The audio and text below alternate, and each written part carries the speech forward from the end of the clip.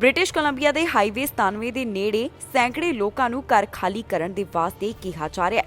ਇਸ ਦੇ ਪਿੱਛੇ ਕਾਰਨ ਹੈ ਬ੍ਰਿਟਿਸ਼ ਕੋਲੰਬੀਆ ਦੇ ਹਾਈਵੇ 97 ਨੇੜੇ ਲੱਗੀ ਵਾਈਲਡ ਫਾਇਰ, ਜਿਸ ਦੇ ਕਾਰਨ ਬ੍ਰਿਟਿਸ਼ ਕੋਲੰਬੀਆ ਦੇ ਵਿੱਚ ਕੈਮਲੂਪਸ ਅਤੇ ਵਰਨਨ ਵਿਚਾਲੇ ਦੇ ਇਲਾਕੇ ਦੇ ਵਿੱਚ ਹਾਈਵੇ 97 ਨੇੜੇ ਜੋ ਲੋਕ ਰਹਿ ਰਹੇ ਹਨ, ਉਹਨਾਂ ਨੂੰ ਇਲਾਕਾ ਖਾਲੀ ਕਰਨ ਵਾਸਤੇ ਕਿਹਾ ਜਾ ਰਿਹਾ ਹੈ।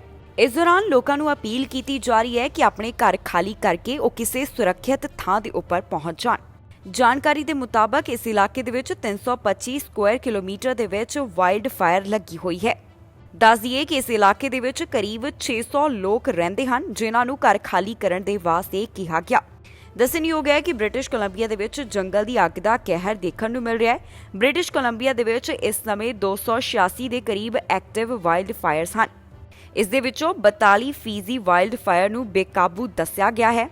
ਇਸ ਸਭ ਨੂੰ ਧਿਆਨ ਵਿੱਚ ਰੱਖਦਿਆਂ ਬ੍ਰਿਟਿਸ਼ ਕੋਲੰਬੀਆ ਦੇ ਹਾਈਵੇ 97 ਨੇੜੇ ਜੋ ਲੋਕ ਰਹਿ ਰਹੇ ਹਨ, ਉਹਨਾਂ ਨੂੰ ਘਰ ਖਾਲੀ ਕਰਨ ਦੇ ਵਾਸਤੇ ਕਿਹਾ ਗਿਆ ਤਾਂ ਕਿ ਉਹ ਕਿਸੇ ਸੁਰੱਖਿਅਤ ਥਾਂ ਦੇ ਉੱਪਰ ਚਲੇ ਜਾਣ। ਬ੍ਰਿਟਿਸ਼ ਕੋਲੰਬੀਆ ਦੇ ਵਿੱਚ ਜੋ ਜੰਗਲ ਦੀ ਅੱਗ ਦਾ ਕਹਿਰ ਦੇਖਣ ਨੂੰ ਮਿਲਿਆ, ਉਸ ਦੇ ਕਾਰਨ ਬ੍ਰਿਟਿਸ਼ ਕੋਲੰਬੀਆ ਦਾ ਸ਼ਹਿਰ ਲਿਟਨ ਕਾਫੀ ਹੱਦ ਤੱਕ ਪ੍ਰਭਾਵਿਤ ਹੋਇਆ।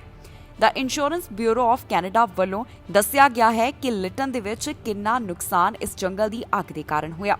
ਜੋ ਜਾਣਕਾਰੀ ਇੰਸ਼ੋਰੈਂਸ ਬਿਊਰੋ ਆਫ ਕੈਨੇਡਾ ਵੱਲੋਂ ਸਾਂਝੀ ਕੀਤੀ ਗਈ ਹੈ, ਉਸ ਦੇ ਮੁਤਾਬਕ ਲਿਟਨ ਦੇ ਵਿੱਚ $78 ਮਿਲੀਅਨ ਤੱਕ ਦਾ ਨੁਕਸਾਨ ਹੋਇਆ ਹੈ। ਇਸ ਸੰਬੰਧੀ ਬਿਊਰੋ ਵੱਲੋਂ ਜੋ ਸਟੇਟਮੈਂਟ ਜਾਰੀ ਕੀਤੀ ਗਈ, ਉਸ ਦੇ ਵਿੱਚ ਉਹਨਾਂ ਨੇ ਦੱਸਿਆ ਕਿ ਹੁਣ ਤੱਕ ਉਹਨਾਂ ਦੇ ਕੋਲ ਇਸ ਦੇ ਨਾਲ ਸੰਬੰਧਿਤ 300 ਕਲੇਮ ਆ ਚੁੱਕੇ ਹਨ। ਇਹਨਾਂ ਚੋਂ ਜ਼ਿਆਦਾਤਰ ਕਲੇਮ ਰੈਜ਼ੀਡੈਂਸ਼ੀਅਲ ਪ੍ਰਾਪਰਟੀ ਦੇ ਨਾਲ ਜੁੜੇ ਹੋਏ ਹਨ।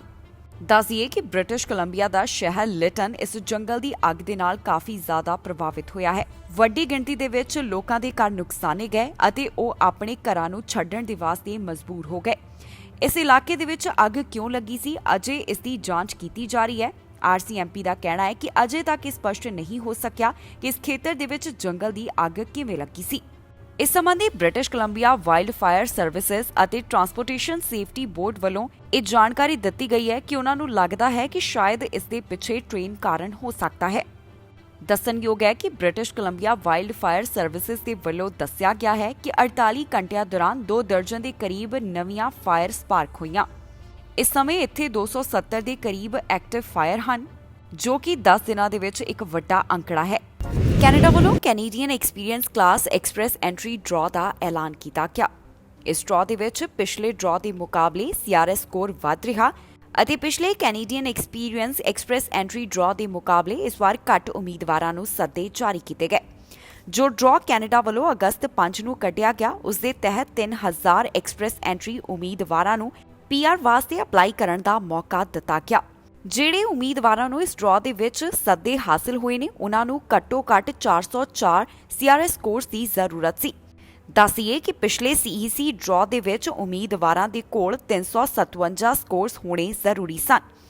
ਇਸ ਤੋਂ ਪਹਿਲਾਂ ਕੈਨੇਡਾ ਵੱਲੋਂ ਫਰਵਰੀ 3 ਨੂੰ ਰਿਕਾਰਡ ਤੋੜ ਐਕਸਪ੍ਰੈਸ ਐਂਟਰੀ ਡਰਾਅ ਦਾ ਐਲਾਨ ਕੀਤਾ ਗਿਆ ਸੀ। ਪਹਿਲਿਆਂ CEC ਡਰਾਅ ਦੇ ਮੁਕਾਬਲੇ ਇਸ ਵਾਰ ਦੇ ਡਰਾਅ ਨੂੰ ਲੋਐਸਟ ਡਰਾਅ ਦੱਸਿਆ ਜਾ ਸਕਦਾ ਹੈ।